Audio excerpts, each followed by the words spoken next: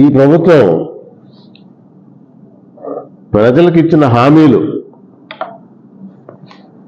అంటే ఏకరువు పెట్టాలంటే చాలా ఉంటాయి. తొంగలు తొక్కినవి ఎక్కువ ఉన్నాయి. ఇచ్చిన మాట నిలబెట్టుకున్న వాటికన్నా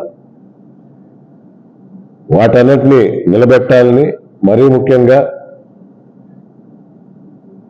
ఎప్పుడూ లేని విధంగా, ఎవరో చేయని విధంగా 17 మెడికల్ కాలేజీలు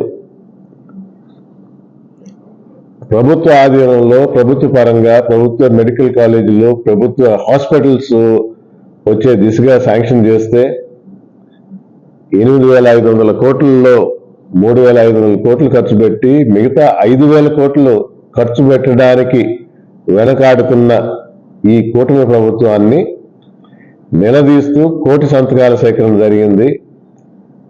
ప్రజల్లోంచి అనూహ్య స్పందన. ఇవన్నీ రేపు 5వ తేదీ తర్వాత జగన్మోహన్ రెడ్డి గారు గవర్నర్కి అందజేయడం జరుగుతుంది. సో ప్రజల నుంచి వచ్చిన వ్యతిరేకత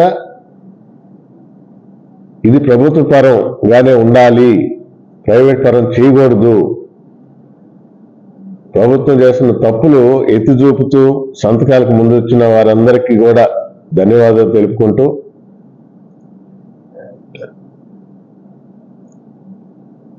28వ తేదీ ఈ డివిజన్లు, ఈ జిల్లాల స్పష్టత వస్తుంది కాబట్టి డీటెయిల్గా దాని తర్వాత ప్రజలకు వివరిస్తూ మిత్రులు విలేకరుల దగ్గర మరొకసారి కలుస్తామని తెలియజేసుకుంటూ సెలవు తీసుకుంటున్నాను.